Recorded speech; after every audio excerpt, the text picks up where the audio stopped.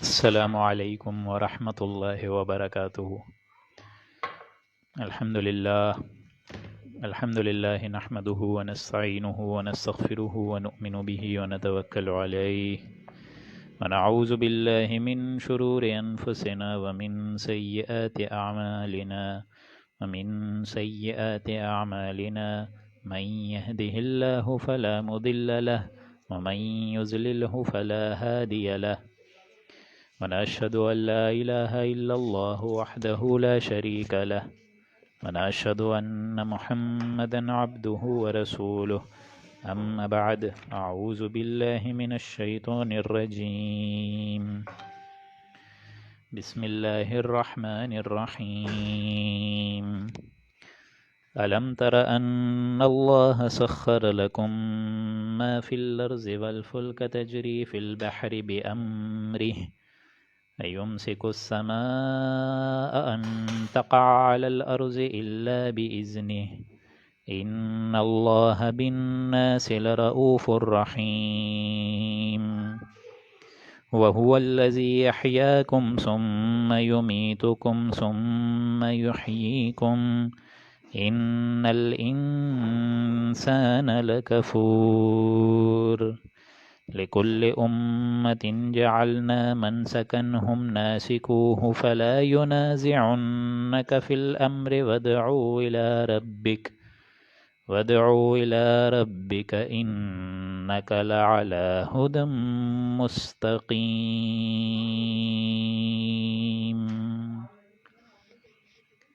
رب اشرح لي صدري ويسر لي أمري واحلل عقدة من لساني يفقهوا قولي۔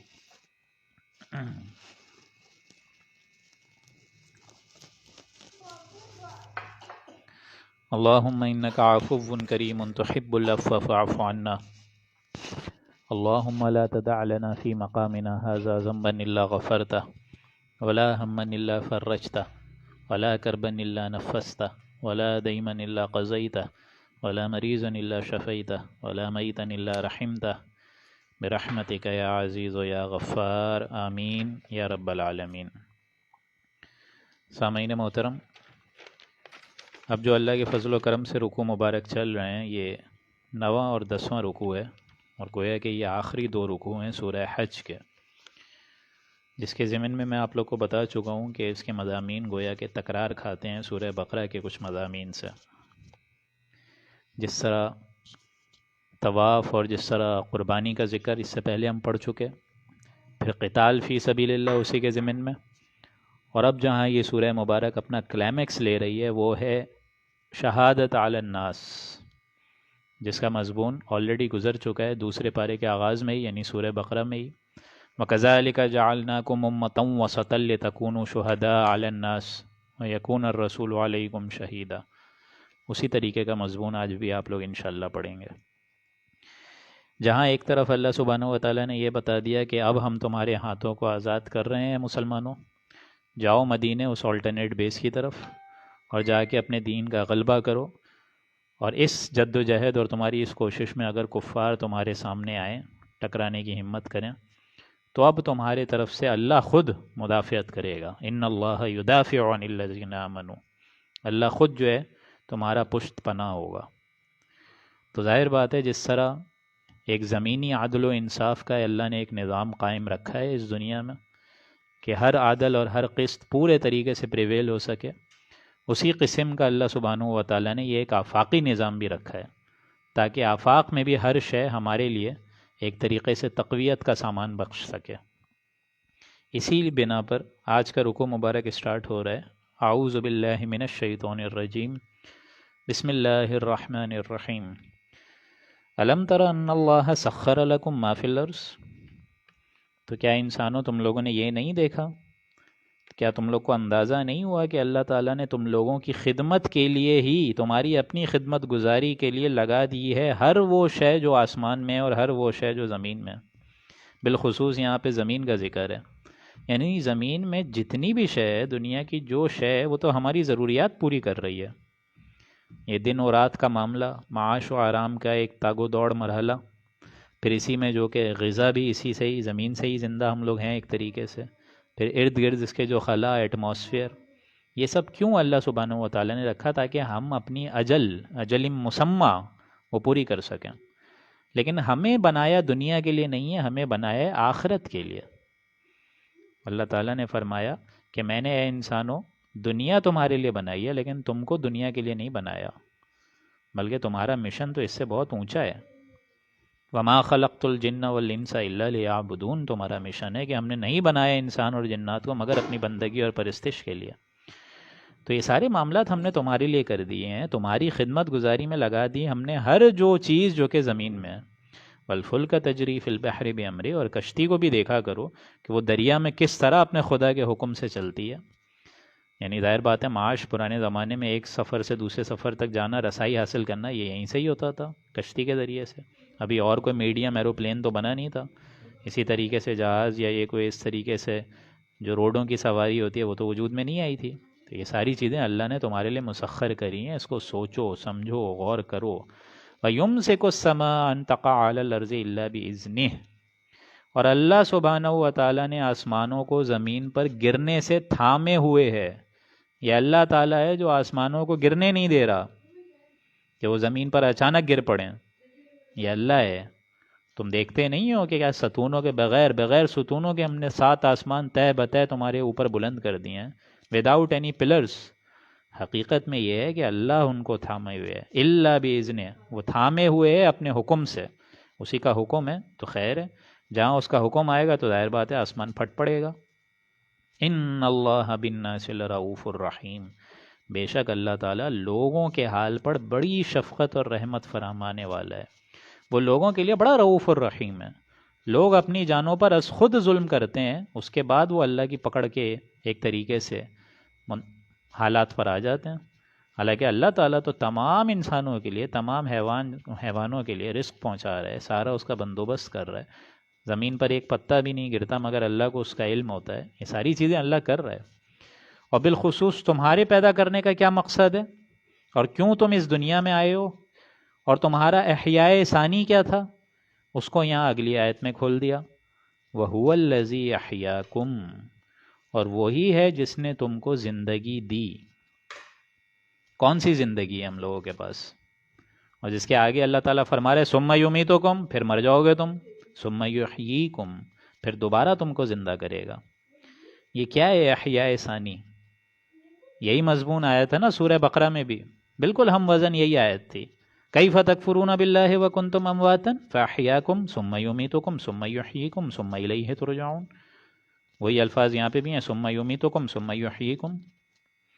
یعنی ہماری جو پہلی زندگی تھی وہ تو عالم ارواح میں تھی، جب ہم سارے کے سارے انسانوں کی روحوں کو وہاں کولڈ اسٹوریج میں عہد لے کے سلا دیا گیا تھا. الست بربکم، کیا میں تمہارا معبود نہیں ہوں؟ اللہ نے فرمایا تھا، اور ہم سب کی روحوں نے وہاں جواب دیا اور فرمایا قالوا بلا، بالکل اللہ تعالیٰ تو ہی ہمارا رب ہے. پھر اس عالم ارواح میں ہم سب کو سلا دیا گیا، کولڈ اسٹوریج میں ارواحوں کو، جس کو حضور نے فرمایا جند کے جند، یعنی جھنڈ کے جھنڈ جو ہیں وہاں پہ ارواحیں موجود تھیں عالم ارواح میں، عالم امر میں. عالم خلق نہیں ہے یہ، عالم امر ہے. پھر ہماری وہاں پہلی موت ہوئی، ہم سو گئے، ہم نیند کی آغوش میں چلے گئے. ہمیں معلوم نہیں ہے کیسے، یہ ساری کی ساری آیات متشابہ میں سے. پھر ہم جاگے ہیں عالم خلق میں، کسی ماں کے رحم مادر کے اندر ہمارا یہ جسمانی وجود آیا. وہ روح واپس وہاں کولڈ اسٹوریج سے نکال کے جب 4 مہینے 10 دن ہو جاتے ہیں، اور جب سارے آرگینوجینیسس کا پیریڈ پورا ہو جاتا ہے انسانی جنین کا، وہ ایمبریولوجی جو ہے اب اس میں دل دھڑکنا شروع ہو گیا ہے، تو وہاں سے وہ روح لا کر اس جسم سے جوڑ دی جاتی ہے. تو اب ہم زندہ ہو گئے. یہ ہے ہماری دوسری زندگی. پہلی زندگی وہاں اور سلا دیا گیا کولڈ اسٹوریج میں، پہلی موت بھی وہاں پر. پھر دوسری زندگی ہماری یہاں ہوئی ہے رحم مادر میں. پھر ظاہر بات ہے ہمیں اللہ تعالیٰ بچہ بنا کے نکالتا ہے. یہ دوسری زندگی ہے جو اب ہماری چل رہی ہے. اسی میں ہم مریں گے، اسی میں ہم لوگ زیر زمین جائیں گے. یہاں ہماری دوسری موت واقع ہوگی. پہلی موت عالم ارواح، دوسری موت یہاں اس روئے زمین پر. اور پھر اللہ روز قیامت اٹھا لے گا، وہ ہوگا احیاء ثانی. اسی لیے فرمایا وَهُوَ الَّذِي أَحْيَاكُمْ، اللہ ہی ہے جس نے تم کو زندہ کیا. ثُمَّ يُمِيتُكُمْ، پھر مارے گا. اسی روئے زمین پہ تم مرو گے بھی. ثُمَّ يُحْيِيكُمْ، پھر اٹھا لیے جاؤ گے. ان الانسان لکفور، لیکن ان تمام باتوں کو جاننے کے باوجود انسان بڑا بے قدر ہے، بڑا اپنے رب کا ناشکرا ہے، جس نے 2 دفعہ زندہ کیا، 2 دفعہ مارا۔ اس کا کلائمیکس آگے جا کے سورہ غافر میں آئے گا، وہاں یہ آیت اور کھل کے نظر آئے گی آپ لوگوں کو۔ لکل امت اجل، ہم نے ہر امت کے لیے ایک طور طریقہ رکھ لیا ہے، قربانی کا، عبادات کے آداب جو ہیں اسی طریقے سے ہر امت کے لیے ہم نے مقرر کر دیا۔ من سکنہم ناسکوہ، جس کو ہر طریقے سے ہم نے ایک ذبیح کے طور پر مقرر فرما دیا ہے، یعنی ہر امت کا بھی یوں سمجھیے کہ قربانی کا طریقہ مختلف تھا۔ یہود ہیں اگر، ان کے ہاں کوئی اور ہے قربانی کا طریقہ، مسلمانوں میں کوئی اور ہے، الگ الگ طریقہ ہے۔ فلا ینازعنک فی الامر، تو اے لوگوں اب تمہیں نہیں چاہیے کہ تم جھگڑا کرو۔ اب کوئی یہودی وہاں یہ نہیں بول سکتا کہ امت مسلمہ کا الگ طریقہ ہے قربانی کرنے کا، ہمارا الگ ہے، نہیں۔ ہر قوم امت کے لیے اللہ نے قربانی کے قواعد و ضوابط بنائے ہیں، اس میں جھگڑا کیسا؟ ہاں یہ بات ہے کہ وَادْعُوا إِلَىٰ رَبِّكَ، اے نبی آپ اپنے رب کی طرف بلائیے، یعنی کم ٹو کامن ٹرمز، تعالوا بیننا و بینکم، یہی الفاظ آئے تھے نا سورہ آل عمران میں غالباً، کہ اے نبی آپ بلائیے ان عیسائیوں کو ان چیزوں پہ جو آپ کے اور ان کے مابین کامن ہے۔ اللہ نعبد الا اللہ، کہ ہم اور کسی کی پرستش اور عبادت نہیں کرتے سوائے اللہ کے۔ وَادْعُوا إِلَىٰ رَبِّكَ، بلاؤ ان کو اپنے دین کی طرف۔ اِنَّكَ لَعَلَىٰ هُدًى مُسْتَقِيمٍ، یقیناً صحیح راستے پر اللہ تعالیٰ اس کو ڈالتا ہے، اور پھر وہ ہدم مستقیم ہے، یعنی آپ نے رب کی طرف آپ بلاتے رہیے، کیونکہ آپ یقیناً صحیح راستے پر ہیں۔ آپ تو ہدایت کے وہ اعلیٰ مینار ہیں جس کو دیکھ کے اے نبی دوسرے لوگ اب راہ یاب ہوں گے۔ وَإِن جَادَلُوكَ، اور اے نبی اگر یہ آپ سے جھگڑا کریں، بحث کریں، مناظرے کریں، آسمان اور زمین کے قلہ بازی میں لانے کی کوشش کریں، طرح طرح کی عجیب قسم کی دلیلیں دیں جن کا کوئی سند سے ثابت ہے ہی نہیں کوئی وجود، وَإِن جَادَلُوكَ فَقُلِ اللَّهُ أَعْلَمُ بِمَا تَعْمَلُونَ، تو آپ فرما دیجئے کہ اللہ بھائی تمہارے کاموں کو خوب جانتا ہے، بات ختم۔ جو حق میرے پاس تھا، جو حق اللہ تعالیٰ نے مجھے دے کے مبعوث فرمایا، میں تو اسی کی پیروی کر رہا ہوں۔ آپ اگر سمجھتے ہیں آپ حق پر مجھ سے زیادہ ہیں، تو آپ جانیں، آپ کا رب جانے۔ یہی الفاظ آئے نا اسی سورہ مبارک میں، ہَٰذَانِ اخْتَصَمُوا فِي رَبِّهِمْ، یہ 2 گروہ ہیں جو اپنے رب کے معاملے میں جھگڑ چکے ہیں۔ محمد الرسول اللہ فرما رہے ہیں اللہ ایک ہے، اسی کی عبادت کرو، اور یہ کفار کہہ رہے ہیں کہ نہیں، لات عزیٰ منات کی عبادت کرو۔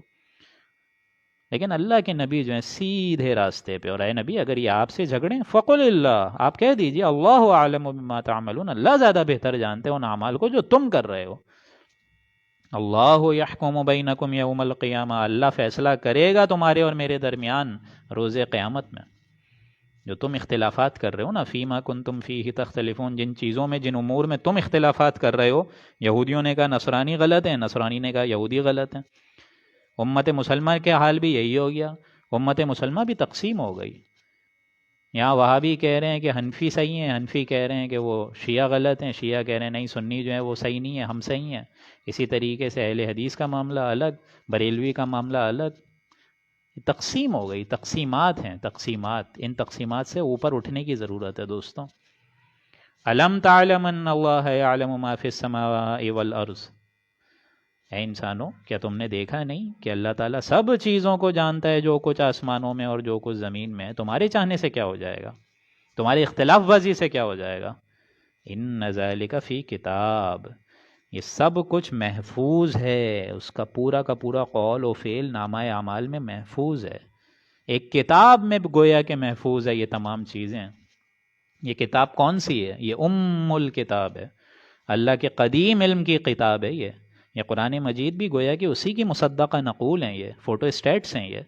یہ مضمون کھلے گا آگے جا کے سورہ واقعہ میں کہ اس کو چھو بھی نہیں سکتے، الا المطہرون، اس کتاب کو تو چھو بھی نہیں سکتے جو اللہ کے پاس محفوظ ہے۔ انسانوں میں سے کون چھو سکتا ہے اس عظیم الشان کتاب کو؟ الا المطہرون، سوائے ان کے جو کہ پاک ہیں، انتہائی پاک مخلوق فرشتے ہیں، وہ چھوتے ہیں اس کتاب کو۔ اور یہ اصل کتاب کہاں ہے؟ وہ ام الکتاب، وہ وہاں پر ہے۔ تو اسی کو فرمایا ان ذالک فی کتاب، یہ سب چیزیں ایک محفوظ کتاب میں درج ہیں۔ ہمارا علم جو ہے وہ بہت قدیم، ہمارا علم جو ہے بہت پختہ، ہمارا علم بہت محفوظ ہے۔ ان ذالک علی اللہ یسیر، اور یہ سب اللہ پر کوئی بھاری نہیں ہے۔ تمہاری پوری کی پوری کایا کو اللہ ایک منٹ میں پلٹ سکتا ہے۔ ان ذالک علی اللہ یسیر، یہ فیصلہ کرنا اللہ کے نزدیک بہت آسان ہے. حق کا حق ہونا اور باطل کا باطل ہونے کا فیصلہ 2 منٹ میں اللہ کر سکتا ہے، لیکن اللہ آزما رہے. وَيَعْبُدُونَ مِن دُونِ اللَّهِ مَا لَمْ يُنَزِّلْ بِهِ سُلْطَانًا، اور یہ مشرک لوگ اللہ تعالیٰ کے ساتھ ایسی چیزوں کی عبادت کر رہے ہیں جن پر اللہ نے کوئی حجت اپنی کتاب میں بھیجی ہی نہیں. کوئی دلیل ہو، کوئی سند ہو، کوئی منطقی بات ہو، کچھ تو ہو. بالکل بے بنیاد باتیں. اور حال تو ان کا یہ ہے، نہ ان کے پاس کوئی کتاب ہے، وَمَا لَيْسَ لَهُم بِهِ عِلْم، نہ ان کے پاس کوئی عقلی دلیل ہے، کوئی منطق ہی نہیں ہے. کوئی معقول بات ہو، کوئی انسان پسند کرے دل سے، پھر بات سمجھ آئے، لیکن ان کی باتیں تو گویا سرے سے کوئی سر پاؤں ہی نہیں ہے. وَمَا لِلظَّالِمِينَ مِن نَصِيرٍ، اور ان ظالموں کا کوئی یار و مددگار نہیں ہوگا. وَإِذَا تُتْلَىٰ عَلَيْهِمْ آيَاتُنَا، اور جب اس کے سامنے ہماری آیاتیں پڑھی جاتی ہیں، خوب واضح روشن بینات، ایک دم پاک صاف روشن خطاب کی آیات پڑھی جاتی ہیں کہ اپنے اعمال سدھارو، قیامت نزدیک ہے، اللہ کے روبرو پیشی ہے، اپنے اعمال سدھارو. تعرف فی وجوہ الذین کفروا المنکر، تو تم دیکھتے ہو ان کافروں کے چہرے پر ایک عجیب سی ناگواری گزرتی ہے، برے اثرات تم دیکھو گے منکر کے، منکرات تم دیکھو گے. حالانکہ ان کے دل تو اور کھلنے چاہیے تھے کہ اللہ کی آیات سن رہے ہیں، ان کے دل اور الذین آمنوا تطمئن قلوبہم بذکر اللہ، یہ الفاظ ہم لوگ پڑھ چکے ہیں کہ ان کے اندر تو اور خوشی کی کیفیت بیدار ہونی چاہیے تھی کہ ہم آج رب کا کلام سن رہے ہیں. لیکن ان پر کیا حالات گزر رہے ہیں؟ ان پر ناگواری گزر رہی ہے. بلکہ حال تو ان کا یہ ہے، یکادون یسطون بالذین یتلون علیہم آیاتنا، بہت قریب ہے کہ یہ لوگ تم لوگوں پر حملہ آور ہو جائیں، تمہاری تکہ بوٹی کر دیں جو ہماری آیاتیں ان کے سامنے پڑھ کر سنائی جاتی ہیں. جھپٹ پڑیں یہ تمہارے اوپر کہ کیوں ہمارے لات عزا منات کا ذکر نہیں ہو رہا ہے، یہ اللہ اللہ کا ذکر کیوں ہو رہا ہے. قل افانبئکم بشر من ذالکم، اے نبی آپ ان سے فرمائیے کہ میں تمہیں بتاؤں اس سے زیادہ بری چیز کیا ہے جو تمہارے معاملے میں ہے، اس سے زیادہ سخت بات اور بری بات میں تمہیں بتاؤں. آج جو تم اللہ کی آیات سن کر اس طرح غضبناک ہو رہے ہو، تو میں بتاؤں اس سے زیادہ غضبناک شے کیا ہے؟ النار، وہ ہے آگ، دوزخ کی سخت ترین آگ. وعدہ اللہ الذین کفروا، جس کا وعدہ کیا اللہ نے کافروں سے. وبئس المصیر، اور وہ بہت برا ٹھکانہ ہے. اب جو رکوع مبارک آ رہا ہے دوستوں، وہ قرآن مجید کے جامع ترین مضامین میں سے ایک مضمون ہے. اور اس اہم ترین رکوع سے پہلے تمہیداً مجھے آپ سے کچھ باتیں عرض کرنی ہیں جو میں چاہتا ہوں اب ضروری ہو گئی ہیں. دیکھیں، یہ جو دعوت رجوع الی القرآن کی تحریک ہم نے آغاز کری ہے، اس میں لوگوں کو دعوت دی جا رہی ہے کہ قرآن مجید کے قریب آؤ، ٹرن ٹورڈز قرآن، لوٹو اس کے ذریعے سے اپنی زندگی کو سدھارو. تو ہم نے جو محنت کر کے لوگوں کو جمع کیا، قرآن مجید سے آشنائی ہم نے دی، کوشش کری اس سے کہ لوگ قرآن کے قریب آ جائیں. پھر ظاہر بات ہے دین کے جامع تصور کو ہم لوگوں نے لوگوں کے سامنے پیش کرنے کی کوشش کری. قرآن مجید کے ذریعے سے جو دین کے جملہ فرائض ہیں ان کو میں نے کوشش کری کہ لوگوں کے سامنے رکھوں، پورا اس کا ایک تصور میں نے ان کے سامنے پیش کیا. تو یہ جو رکوع ہے یہ بہت اہم مرکزی وجود کی حیثیت رکھتا ہے کہ ہم بحیثیت امت مسلمہ، بحیثیت مسلمان، کیا ہم مسئول ہیں اللہ کے نزدیک؟ کیا ہماری کوئی ذمہ داری ہے؟ کیا ہماری کوئی ان معاملات میں پکڑ ہے؟ کیا قرآن مجید کا اصل فلسفہ ہمارے ذہن اور گمان میں موجود ہے، یا صرف ہم لوگ یہ ایکسرسائزز کر رہے ہیں اور روز رات کو کتاب اللہ سن کر سونے جا رہے ہیں؟ اس کے لیے آپ لوگوں کو میں چاہتا ہوں کہ میرے خیال سے 9 یا 10 حضرات میری بات سن رہے ہیں، اور یہ بہت ایموشنل رکوع ہے، بہت زیادہ، کہ قرآن مجید کی دعوت کو اللہ سبحانہ و تعالیٰ نے یہاں 2 حصوں میں بتایا ہے. 2 حصوں میں، ایک ہے دعوت عمومی کہ ہر انسان کے لیے قرآن مجید رحمت ہے، الہدا، کیونکہ حضور کی بعثت تمام انسانوں کے لیے تھی. حضور اکرم صلی اللہ علیہ وآلہ وسلم کی جو بعثت ہے وہ تمام انسانوں کے لیے تھی. سب کو پتہ ہونا چاہیے کہ قرآن کہتا ہے کیا ہے، تمام انسانوں کے لیے، چاہے وہ ظاہر بات ہے کالا ہو، گورا ہو، مشرق کا ہو، مغرب کا ہو، مرد ہو، عورت ہو، کوئی بھی ہو، سب کو پتہ ہونا چاہیے کہ قرآن مجید ہم سے ڈیمانڈ کیا کرتا ہے کہ یا تو صرف اللہ کو ماننا ہے، رسول کو ماننا ہے، آخرت کو ماننا ہے، بعث بعد الموت کو ماننا ہے، جنت دوزخ کو ماننا ہے، صرف یہی ایک چیز ہے. اگر یہی ایک چیز ہے تو یہ ہے دعوت عمومی، یہ عام اپیل ہے۔ اب جو یہ مانے ہی نہیں سرے سے، اللہ تعالیٰ کی ذات کو ہی نہ مانے، رسول کو ہی نہ مانے، آخرت کو ہی نہ مانے، بعث بعد الموت کو ہی نہ مانے، جنت دوزخ کو ہی نہ مانے، تو اب یہ ظاہر بات ہے اس کی اپنی چوائس ہے، زبردستی تو آپ نہیں کر سکتے کسی کے ساتھ بھی۔ آپ زبردستی قرآن مجید سنانے کے لیے کسی کو کان سے پکڑ کے تو نہیں لا سکتے۔ یہ ہے دعوت عام، دعوت ایمان۔ اور اس ایمان کا اب جو دعویٰ کرے، اب جو اس ایمان کا دعویٰ کرے، اب ان سے خطاب ہے کہ اب جگر تھام لو، تمہاری باری آ رہی ہے۔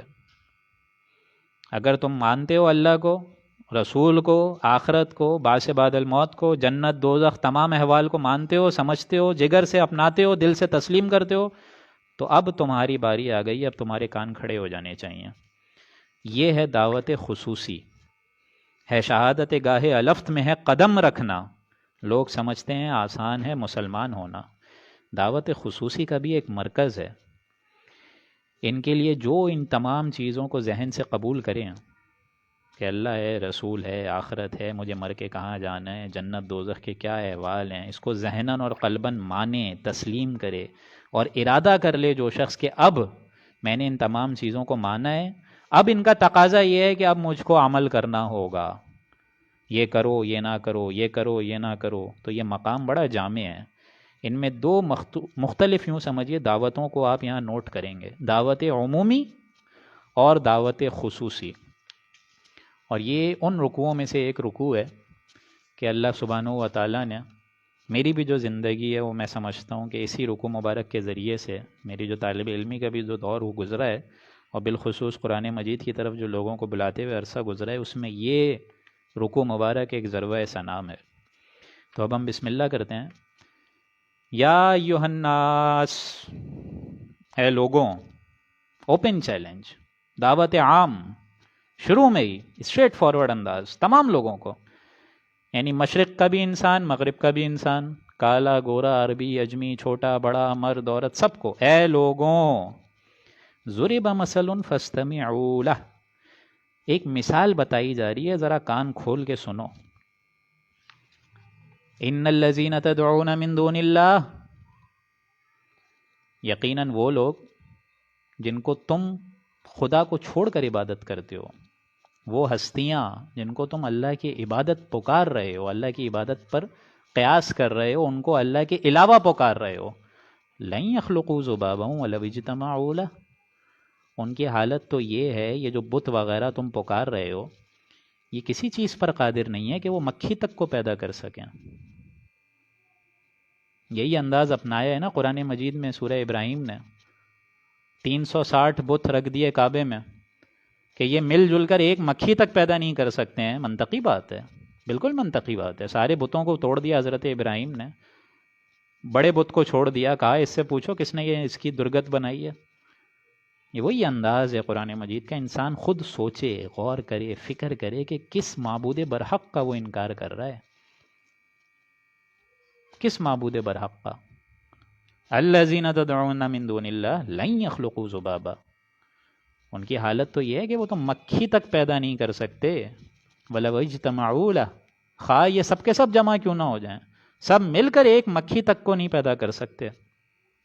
اور یہ بات تو بہت دور کی کہ وہ مکھی پیدا کریں، وَإِن يَسْلُبْهُمُ الذُّبَابُ شَيْئًا لَا يَسْتَنقِذُوهُ مِنْهُ، بلکہ مکھی اگر ان سے کچھ لے کر بھاگ جائے، اڑ جائے، ان کے سامنے تم حلوے مانڈے رکھتے ہو نا، مکھیاں بن بناتی ہیں، وہ ان کو اڑا بھی نہیں سکتے۔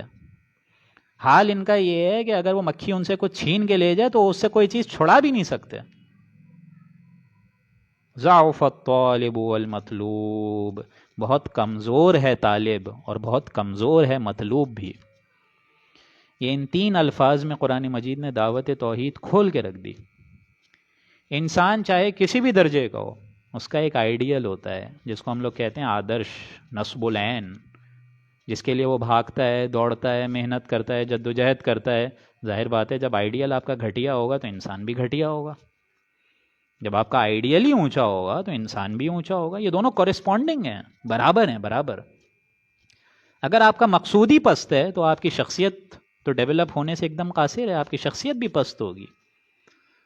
ہاں، آپ کا مقصود اونچا ہو تو بات الگ ہے، لیکن ان کا حال کیا ہے؟ مطلوب تو ضعیف ہے ہی، کمزور ہے ہی، طالب تو اس سے بھی زیادہ کمزور، جن کا مطلوب ہی یہ ہو کہ وہ مکھی تک نہیں اڑا سکتے، ان کے چیلوں کا کیا حل ہوگا؟ یہی آیت آئی تھی نا سورہ بقرہ میں بھی، وَمِنَ النَّاسِ مَن يَتَّخِذُ مِن دُونِ اللَّهِ أَندَادًا يُحِبُّونَهُمْ كَحُبِّ اللَّهِ، لوگوں میں ایسے بھی ہیں جو اللہ کے مد مقابل بنا کر ایسی چیزوں سے محبت کرتے ہیں جن چیزوں سے اللہ کے ساتھ محبت کرنی چاہیے، جیسی محبت اللہ کے ساتھ کرنی چاہیے وہ ان چیزوں سے کرنے بیٹھ جاتے ہیں۔ اصل میں تو انسان بنایا گیا تھا کہ لا محبوب الا اللہ، لا مطلوب الا اللہ، لا مقصود الا اللہ، کہ آپ کا محبوب، مطلوب، مقصود اور کوئی نہ رہ جائے سوائے ذات باری تعالیٰ کے، کوئی نہ رہے۔ ہاں ٹھیک ہے، باقی ذرائع ہیں زندہ رہنے کے لیے، ظاہر بات ہے میرا بھی پیٹ ہے، آپ کا بھی پیٹ ہے، بھوک لگتی ہے، کھانا کھاتے ہیں، محنت تو کرنی ہے، روٹی کھانی ہے، ذرائع ہیں، لیکن مطلوب نہیں ہے، کوئی شے مطلوب نہیں ہے، نہ کھیتی مطلوب ہے، نہ مکان مطلوب ہے، نہ پروفیشن مطلوب ہے، نہ ڈاکٹری مطلوب ہے، نہ انجینئرنگ مطلوب ہے، نہ دنیا مطلوب ہے، نہ بیوی مطلوب ہے، نہ بیوی کے لیے شوہر مطلوب ہے، نہ اولاد مطلوب ہے، کوئی شے مطلوب نہیں ہے، مطلوب صرف اللہ ہے۔ یہ ہے توحید کا لب لباب۔ لیکن جو لوگ یہاں تک نہیں پہنچ سکتے تو وہ کسی اور چیز کو ہی اپنا معبود بنا بیٹھتے ہیں، وہ ظاہر بات ہے پھر برے میں بھی منہ ماریں گے، حرام میں بھی منہ ماریں گے۔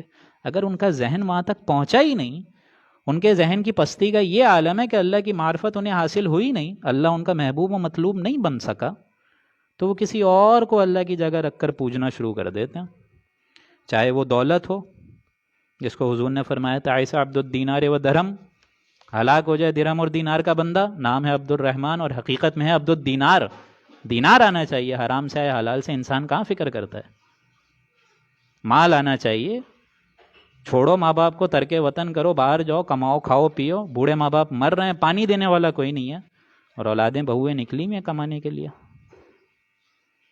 کسی نے اولاد کو اپنا معبود بنا لیا۔ انما اموالکم واولادکم فتنہ، پڑھ چکے ہیں نا ہم سورہ انفال میں کہ مال اور اولاد فتنہ ہے، اسی پہ تو جانچ رہے ہیں ہم، تم کو آزما رہے ہیں، تم کو اولاد کو کیا بنانے کی فکر کری تھی تم نے؟ بندہ مومن بنانے کی فکر کری تھی؟ ایک پیسہ کمانے کی مشین بنانے کی فکر کری تھی؟ اور اچھے طریقے سے جان لیجئے ایک انسان کا باطن کس طرح ہے، وہ وہاں پتہ چلے گا کہ وہ اپنی اولاد کو کیا بنا رہا ہے، وہ چاہے جتنا بڑا بہروپ بنا بیٹھا ہو، لیکن یہ دیکھیں کہ وہ اپنی اولاد کو کیا بنا رہا ہے، اس کی ویلیوز وہاں پتہ چلے گی۔ اور کوئی نہیں تو کسی نے اپنی اولاد کے علاوہ ازواج کے لیے محبتیں اتنی کر دیں کہ وہ اللہ کی محبت سے آگے نکل گئے۔ زُيِّنَ لِلنَّاسِ حُبُّ الشَّهَوَاتِ مِنَ النِّسَاءِ، پڑھ چکے ہیں نا ہم لوگ سورہ آل عمران میں۔ یہ ساری چیزیں زینت تھیں تمہارے لیے، امتحان تھی، جانچ رہے تھے، تم نے اللہ سے آگے کر دی ان محبت کو۔ اور کچھ نہیں تو کسی نے اپنی قوم کو معبود بنا لیا۔ اس دور میں اور ہے، جام اور ہے، جم اور، ساقی نے بنا کی روش لطف و ستم اور، تہذیب کے آزر نے ترشوائے صنم اور، مسلم نے بھی تعمیر کیا اپنا حرم اور، انتاز خداؤں میں بڑا سب سے وطن ہے، جو پہرن اس کا ہے وہ مذہب کا کفن ہے۔ مذہب کی جے، نیشنلزم، ٹیریٹوریلزم، یہ معبود بنائے بیٹھے ہیں، اور کچھ نہیں تو اپنے نفس کو ہی معبود بنا لیا۔ سورہ فرقان میں یہ آیت ہے ارأیت من اتخذ الہہ ہوا، اے نبی کیا اس شخص کی آپ گارنٹی لیں گے جس نے اپنے نفس کو ہی معبود بنایا ہوا ہے؟ اپنے ہی حسن کا دیوانہ بنا پھرتا ہوں، اپنے ہی حریم ذات کا طواف ہو رہا ہے، نفس کہہ رہا ہے سو جاؤ فجر میں مت اٹھو، آرام سے اٹھ رہے ہیں ظہر میں، تو مطلوب پھر اللہ نہیں ہوا، محبوب اللہ نہیں ہوا، مقصود اللہ نہیں ہوا پھر۔ ہاں اللہ تعالیٰ کی ایک ذات ہے، اس کی آپ معرفت حاصل نہیں کر سکے، وہ الگ شے ہے۔ ضعف الطالب والمطلوب، بہت برا ہے آئیڈیل اور بہت برا ہے اس کو پکارنے والا، بہت برا ہے مقصود، بہت برا ہے مطلوب، اور بہت برا ہے اس کا طالب۔ ما قدر اللہ حق قدرہ، انہوں نے اللہ کی قدر ویسی نہیں کری جیسا کہ اس کا قدر کرنے کا حق تھا۔ یہ اللہ کی قدر نہیں کر سکے، اللہ کا اندازہ نہیں لگا سکے، معرفت حاصل نہیں کر سکے جیسا کہ اس کا حق تھا۔ اللہ کو پہچان لیتے تو کیوں کسی اور کو منہ لگاتے ہیں؟ کیوں کسی کے آگے مستر ہو کر سوال کرتے؟ معرفت حاصل نہیں ہوئی نا، اللہ کو پہچان لیتے تو کسی اور کو ذرا لگاتے، مستر ہو کر سوال کرتے۔ حسین ترین کو اگر آپ دیکھ لیں تو کیا کمتر پر آپ جائیں گے؟ کمتر کو پھر کون پوچھے گا؟ وہ دیکھ نہیں پائے، جلال خداوندی، کمال خداوندی حاصل نہیں کر پائے، تو عاشق بنے پھر رہے ہیں دنیا کے. ما قدر اللہ حق قدر، انہوں نے اللہ کی قدر نہیں کری جیسا کہ قدر کرنے کا حق تھا. ان اللہ لقوی عزیز، یقیناً اللہ تعالیٰ قوی ہے، زبردست ہے، کمال حکمت ہے، غالب ہے. تمہارے پاس اتنی پاورفل ہستی موجود ہے اور تم بیٹھ کے دنیا کو مطلوب بنائے گھوم رہے ہو. اور اگر تمہیں یہ معلوم ہو، اندیشہ ہو کہ ایمان تو دل میں ہے ہی نہیں، اگر ایمان دل میں نہیں ہے تو یہ ڈوگما لیے کیوں پھر رہے ہو، یہ ریچولز لے کے کیوں پھر رہے ہو؟ ہر شخص اپنے گریبان میں جھانکے اور سوچے، اندازہ لگائے کہ دل کی جو زمین ہے ہماری وہ ایمان سے خالی ہے، ایمان سے بنجر ہے، اللہ کی معرفت محبت سے خالی ہے. تب بھی گھبراؤ نہیں، امید رکھو، حوصلہ رکھو. اللہ یصطفی من الملائکۃ رسلا ومن الناس، اللہ تعالیٰ چن لیتا ہے، منتخب کر لیتا ہے فرشتوں میں سے بھی کسی کو اور رسولوں میں سے بھی کسی کو، اپنے بندوں میں سے کسی کو. اللہ تعالیٰ نے منتخب کیا نا رسولوں میں سے، ادھر سے چن لیا جبریل کو اور وحی دے دی، ادھر سے چن لیا محمد مصطفیٰ صلی اللہ علیہ وآلہ وسلم کو اور جبریل کو کہہ دیا پہنچا دو تاکہ محمد جو ہے انسانیت تک بات پہنچا دیں صلی اللہ علیہ وآلہ وسلم. اللہ چن لیتا ہے پیغمبر میں سے، یعنی رسول ملک اور رسول بشر، یہ دونوں لنکس ہیں برابر میں. یعنی اب انسانوں کو اگر اللہ کی محبت لینی ہے تو ان کو جڑنا ہوگا اس قرآن مجید سے. اگر یہ نہیں ہے تو عمرے کراؤ، حج کراؤ، روزے رکھ لو، صدقات خیرات دے دو، لیکن جو ایمان ہے وہ باطنی وجود، جب تک اندر سے اس کو لنک نہیں آئے گا تب تک یہ ایمان نہیں ڈیولپ ہوگا. جب تک قرآن سے نہیں جڑو گے یہ سب رسمیں رہ جائیں گی. رہ گئی رسم اعضاں، روح بلالی نہ رہی، فلسفہ رہ گیا، تلقین غزالی نہ رہی.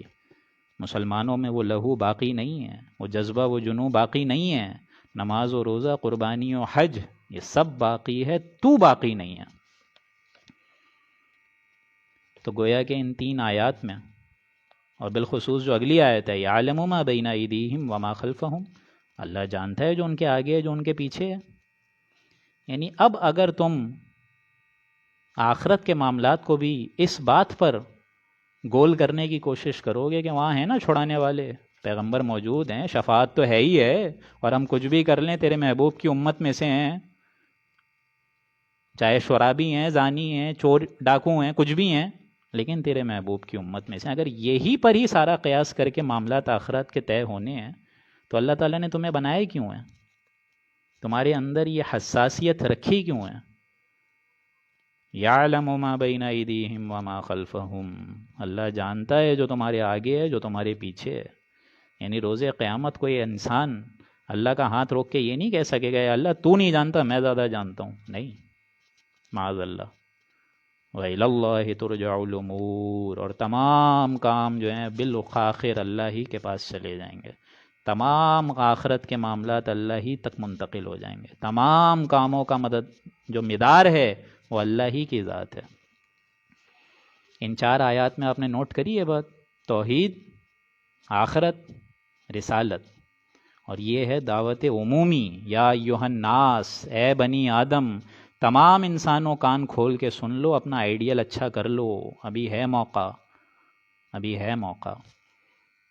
اب آئیے دوسرے مرحلے پہ کہ اچھا جی چلیں ہم نے مانا اللہ کو، رسول کو بھی مانا، آخرت کو بھی مانا، بعث بعد الموت کو بھی مانا. اب ہے عمل کا مرحلہ. اب جو ہے اللہ دیکھے گا کہ تمہارا عمل کیا ہے.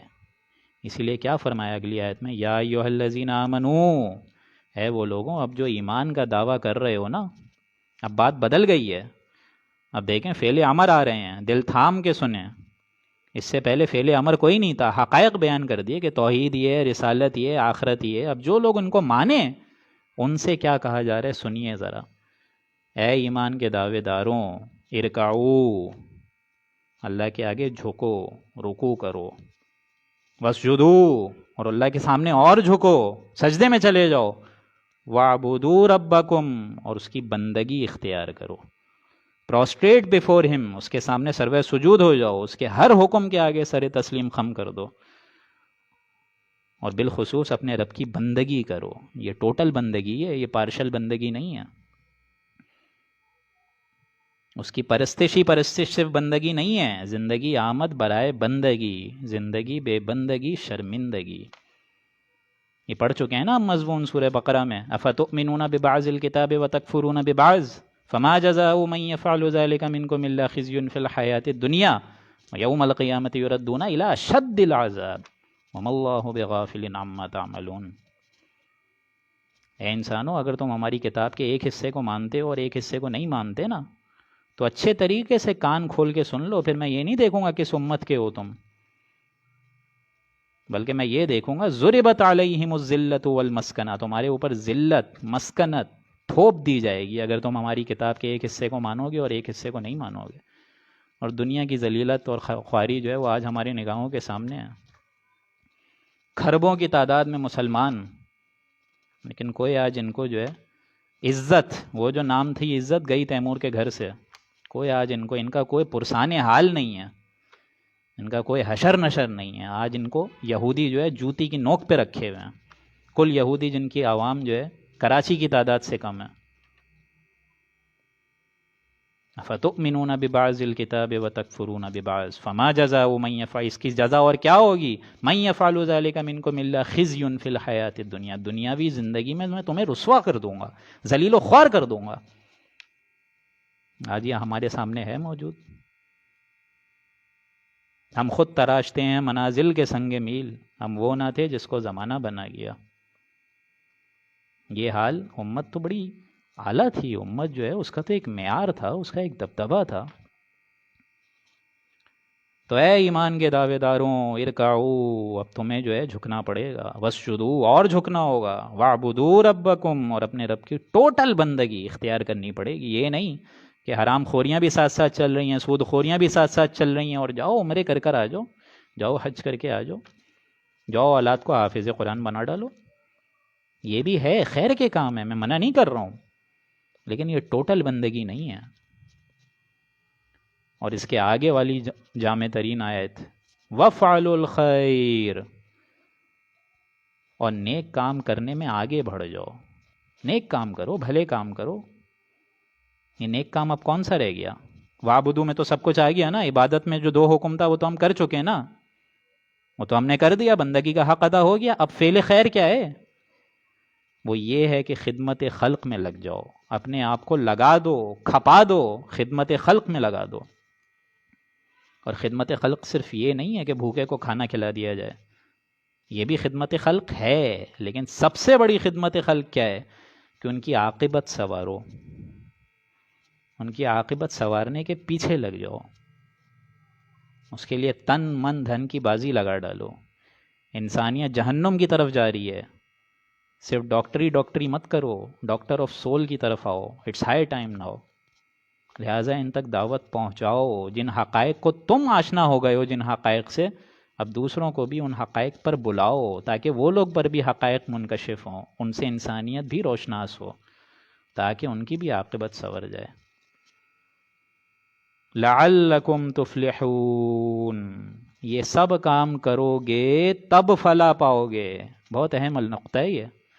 یہ نہ سمجھو کہ ایمان لے آؤ تو فلاحی فلاح کامیابی ہو گئی بس. نہیں، یہ شہادت گاہ الفت میں ہے قدم رکھنا. ابھی تو قدم رکھا ہے آپ نے. لوگ سمجھتے ہیں آسان ہے مسلمان ہونا. یہ کرو گے تو فلاح پاؤ گے. اگر اس کے علاوہ تمہاری کوئی فلاح کی تمنا ہے اور اپنا خیال ہے اور امید لگا کے وشفل تھنکنگ لگا کے بیٹھے ہوئے ہو، یہی وشفل تھنکنگ لگائی تھی نا یہودیوں نے بھی، تلک امانیہم، یہ امانی ہے تمہاری، یہ تمہارے خیالات ہیں. یا ایھا الذین آمنوا ارکعوا واسجدوا واعبدوا ربکم وافعلوا الخیر لعلکم تفلحون. اب اس سے آگے چلیں، اس سے بھی اگلا قدم، اللہ اکبر، وہ ہے جہاد فی سبیل اللہ. اور جہاد یہ نہیں ہے بس بم لگا کے پھٹ جاؤ. تمہاری زندگی کا ہر نقطہ اللہ کے لیے جد و جہد میں لگنا چاہیے. ہر لمحہ، ہر لہجہ، even the last drop of your blood should serve this religion. وَجَاهِدُوا فِي اللَّهِ حَقَّ جِهَادِ، اور جہاد کرو جیسا کہ جہاد کا حق ہے. اللہ تعالیٰ نے جو جہاد کا حق رکھا ہے، انسان بحیثیت مسلمان اس کے لیے کمر کوشا کر لے، جہاد کرے، اس کے لیے چن لیا ہے اللہ تعالیٰ نے آپ سب کو. هو اجتباکم، اس نے، اللہ نے تم لوگوں کو ممتاز فرمایا ہے، تم کو چن لیا ہے. اللہ تعالیٰ نے چنا ہے نا آپ کو، مجھے اور آپ کو. اب نبوت ختم ہو رہی ہے محمد مصطفیٰ صلی اللہ علیہ وآلہ وسلم پر. اب آئندہ جبریل نہیں آئیں گے کسی کے پاس وحی لے کر، لہٰذا اب وہی وحی کی تعلیم جو ایک زمانے میں ہم نے اپنے بندے محمد پہ پہنچائی تھی صلی اللہ علیہ وآلہ وسلم، جو انہوں نے اپنی زندگی میں کامل کر کے دکھا دی جزیرہ نمایاں عرب میں، اب وہ تعلیمات تم کو پہنچانی ہے پوری نوع انسانی پر. یہ ہے تیسرا لنک، هو اجتباکم. اپنے نصب العین پر فخر کرو کہ اللہ نے تم کو چن لیا ہے، سلیکٹ کر لیا ہے. یہی الفاظ آئے تھے نا، هو خیر مما یجمعون. یہ بہت بہترین مرحلہ ہے تمہارے لیے ان تمام چیزوں سے جو تم جمع کر رہے ہو. اللہ نے تم کو جو چنا ہے اس پر فخر کرو، اس پہ خوشیاں مناؤ. هو اجتباکم وما جعل علیکم فی الدین من حرج. یہ اللہ نے تمہیں چنا ہے، تم تیسری لنک ہو اس کڑی میں، اس دعوت، اس نبوت کے سلسلے میں. ایک طریقے سے اب تم گویا کہ لنک بن گئے ہو، اور اب تمہاری لنکیج کا سب سے بڑا اعلی کار کیا ہے؟ وہ ہے قرآن مجید.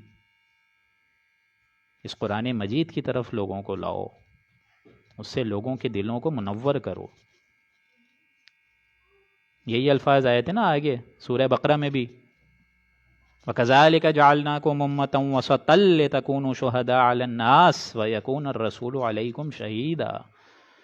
اللہ فرماتے ہیں اسی طریقے سے ہم نے تم کو امت وسط بنایا ہے، مناسب امت بنایا ہے، درمیانی لنک بنایا ہے، تاکہ تم لوگوں پر گواہ ہو جاؤ، جیسا کہ رسول تمہارے اوپر روز قیامت میں گواہ ہو جائیں، شہید ہو جائیں. یہ رسول اللہ گواہی دیں گے. یہی گواہی تھی جو انہوں نے لے لی تھی حجۃ الوداع میں. حجۃ الوداع میں حضور اکرم صلی اللہ علیہ وآلہ وسلم نے ہر نکات اپنے اپنے تین دفعہ فرمائے. ظاہر بات ہے کوئی لاؤڈ اسپیکر تو وہاں تھا نہیں، پہلے سامنے کھڑے ہوئے، پھر بتایا، پھر دائنی جانب، پھر بائیں جانب، پھر وہاں سے ان کے فالوورز کھڑے ہوئے، یہ باتیں بتائیں، دہرائیں. اے لوگوں، عورتوں کا خیال رکھنا، اے لوگوں، اپنے ملازموں کا خیال رکھنا، اے مسلمانوں، قرآن مجید سے چمٹے رہنا، امانت کا حق ادا کرنا. یہ ساری باتیں حضور نے بتائیں. لیکن آپ نے خطبہ حجۃ الوداع کا اختتام فرمایا ایک سوال سے، الا هل بلغت؟ اے لوگوں، میں نے پہنچا دیا کہ نہیں؟ میں نے دین اسلام واضح کر دیا کہ نہیں؟ اور صحابی نے کیا فرمایا کہ یا رسول اللہ، آپ نے دین واضح فرما دیا. یا رسول اللہ، آپ نے امانت کا حق ادا کر دیا. یہ امانت تھی نا آپ کے پاس ہمارے لیے، آپ نے اس کو کھول کے سمجھا دیا. یا رسول اللہ، آپ نے اندھیروں کی تمام گمراہیوں کے پردوں کو چاک کر دیا، شاک کر کے رکھ دیا. اور پھر حضور اکرم صلی اللہ علیہ وآلہ وسلم نے ان کو دیکھا اور آسمان مبارک کو دیکھ کے انگشت مبارک نکالی، اللہم اشہد، اللہم اشہد، اللہم اشہد. یا اللہ تو گواہ رہنا کہ یہ لوگ مان رہے ہیں کہ میں نے تیرا کلام مبارک پہنچا دیا ہے. تو گواہ رہنا، میری ذمہ داری پوری. اب یہ لوگ میرے خلاف استغاثہ نہیں لا سکتے روز قیامت میں. They can not so me in your court کہ اللہ رسول اللہ نے معاذ اللہ دین نہیں پہنچایا. نہیں، میری بات پوری مکمل. اور اس کے بعد آپ نے فرمایا فَلْيُبَلِّغُ الشَّاهِدُ الْغَائِبَ. اب پہنچائے وہ جو کہ یہاں نہیں ہیں، اور اس میں وہ لوگ بھی آ گئے جو قیامت تک آئیں گے. یعنی میرے کندھے سے اب یہ بوجھ اتر کر تمہارے ننھے کندھوں پر آ چکا ہے. میں اگر رسول ہوتا صرف جزیرہ نمایاں عرب کے لیے تو بات مکمل ہو چکی ہوتی، لیکن میں تو رسول ہوں تمام انسانوں کے لیے. اس امت کو آگے پہنچائے گا کون؟ تم پہنچاؤ گے. وَكَذَلِكَ هُوَ اجْتَبَاكُمْ. اللہ نے تمہیں چن لیا ہے، فخر کرو اس پہ، فخر کرو. اور اگر یہ امت آگے نہ پہنچا سکے، دین اسلام کو آگے غالب نہ کر سکے، تو لوگوں کی گمراہی کا وبال اس امت پر آئے گا. یہ قوم مجرم ہے اللہ کے نزدیک، یہ قوم گنہگار ہے اللہ کے نزدیک. وہاں سارے لوگ کھڑے ہو جائیں گے، اللہ یہ بدبختوں نے ہمیں پہنچایا ہی نہیں، یہ خزانے کے سانپ بن کے بیٹھے رہے. حالانکہ حضور نے تو پہنچایا تھا. وہاں حضور کھڑے ہو جائیں گے، سورہ فرقان میں آگے جا کے آپ لوگ پڑھیں گے کہ حضور اکرم صلی اللہ علیہ وآلہ وسلم باقاعدہ یہ بولیں گے مہجورا، میری اس امت نے قرآن مجید سے مہجوریت اختیار کری ہوئی تھی، ہجرت اختیار کری ہوئی تھی، دوری اختیار کری ہوئی تھی. یہ معاملہ ہونا ہے اور ہم لگے ہوئے ہیں امید میں میٹھی میٹھی شفاعت کے، اور یہاں کڑوا معاملہ ہے. تو رسول اللہ شفاعت کریں گے یا مقدمہ قائم کریں گے؟ یا اللہ میں ان بدبختوں کو دین دے کر گیا تھا، ان کا کام تھا دین پہنچانا، ان کا کام تھا اس کو آگے پہنچانا، انہوں نے دین کو آگے کیا پہنچانا تھا؟ ان بدبختوں نے خود دین سے منحرف ہو گئے. ان لوگوں نے خود دین کو چھوڑ دیا. وَاجْتَبَاكُمْ، اللہ نے تمہیں چنا ہے، اس کی چننے کو، سلیکشن کو اپنے لیے باعث فخر سمجھو. وَمَا جَعَلَ عَلَيْكُمْ فِي الدِّينِ مِنْ حَرَجٍ، اور ہم نے تو تمہارے لیے دین میں کسی قسم کی کوئی تنگی چھوڑی ہی نہیں، سارا کا سارا دین تم پر واضح کر دیا، کوئی اس میں الف بے چھوڑی ہی نہیں، پورا کا پورا ایک مضمون 100 طریقے سے سمجھا دیا. ابھی بھی تمہیں سمجھ نہیں آتا؟ ملت ابیکم ابراہیم، یہ تو ابراہیم علیہ السلام کا طریقہ تھا. ہوا سماکم المسلمین، ان کا بھی تو لقب مسلمان تھا، وہ بھی تو یہ بول کے گئے تھے ربنا وجعلنا مسلمین لک، یا اللہ میری اس امت کو بھی، مجھے بھی مسلم رکھ، وذریتنا امتا مسلمتا لک، میری اس ذریت نسل کو بھی مسلم رکھ، میری اس نسل میں جو پیغمبر اٹھائے گا تو محمد مصطفیٰ، اس کو بھی مسلم رکھ. من قبل وفی ھذا، جو کہ اس سے پہلے بھی تھا اور بعد میں بھی تھا، قرآن مجید میں بھی تم کو مسلم قرار دیا گیا ہے. وفی ھذا لیکون الرسول شہیدا علیکم وتکونوا شہداء علی الناس، تاکہ رسول اللہ گواہ ہو جائیں اس شہادت پر، تم لوگوں کے مقابلے میں گواہ بن جاؤ. یعنی اب اس قرآن مجید کو پھیلانا تمہاری بیسک ذمہ داری ہے. یہ ہے اصل مقصد، تاکہ تم لوگوں پر گواہ ہو جاؤ، وَتَكُونُوا شُهَدَاءَ عَلَى النَّاسِ، اور لوگ تم پر گواہ ہو جائیں گے یا اللہ ان لوگوں نے بالخصوص آپ کی امت نے یا رسول اللہ یہ پورا کا پورا پیغام ہم تک پہنچایا، نوع انسانی کو پہنچایا. اب یہ سن چکے ہو تو بسم اللہ کرو، آگے قدم بڑھاؤ، بسم اللہ کرو، رسول ہونے کی امت کا ایک حق ادا کرو. اور اس کے لیے پہلا حق کیا ہے؟ فَأَقِيمُوا الصَّلَاةَ، اب قدم بڑھاؤ، نماز پڑھو. وَآتُوا الزَّكَاةَ، زکوٰۃ دو، اللہ کے ساتھ چمٹو. وَاعْتَصِمُوا بِاللَّهِ، اللہ کو مضبوطی سے تھام لو، اللہ کے ساتھ وابستہ ہو جاؤ، پوری زندگی لگا دو، کھپا دو اس دین کی سربلندی کے لیے، اس کے لیے تن من دھن لگا کر اللہ کی بارگاہ میں واپس پیش ہو جاؤ، تاکہ رسول اللہ بھی فخر کریں کہ you have done a good job. وہ جو میرا مشن تھا کبھی جو میں چھوڑ کر گیا تھا، اس کو پھیلانے کی میری اس امتی نے پوری کوشش ادا کری. وَاعْتَصِمُوا بِاللَّهِ، اللہ کے ساتھ مضبوطی سے چمٹ جاؤ. ہوا مولاکم، وہ تمہارا دوست ہے، پشت پناہ ہے، مددگار ہے، حمایتی ہے، سہارا دے گا، اس پر بھروسہ تو کرو. فَنِعْمَ الْمَوْلَا، کیا ہی اچھا کارساز ہے، کیا ہی اچھا مددگار، کیا ہی اچھا مضبوطی سے ہمسار ہے، ہمارا پشت پناہ ہے، ہمارا سہارا دینے والا ہے. وَنِعْمَ النَّصِيرُ، اور کیا ہی اچھا مددگار ہے. اللہ کے فضل و کرم سے یہاں پہ سورہ حج کا بھی اختتام ہوا، اور انشاءاللہ العزیز یہ امت مسلمہ کے جو بیسک قواعد ہوں گے اسی ضمن میں کہ ایک کیریکٹر کی سیلف بلڈنگ کس طرح ہوگی امت مسلمہ کے ہر فرد کی، وہ انشاءاللہ کل سورہ مومنون کی آغاز والی آیات میں پڑھیں گے ہم انشاءاللہ کل. تو اللہ سے دعا ہے کہ اللہ تعالیٰ میرا اور آپ کا سننا اور عمل کرنا اور اس کو پھیلانے کی ہمیں اور طاقت، ہمت اور حوصلہ عطا فرمائے. بارک اللہ لنا ولکم فی القرآن العظیم، ونفعنی وإیاکم بالآیاتہ والذکر الحکیم. صدق اللہ العظیم.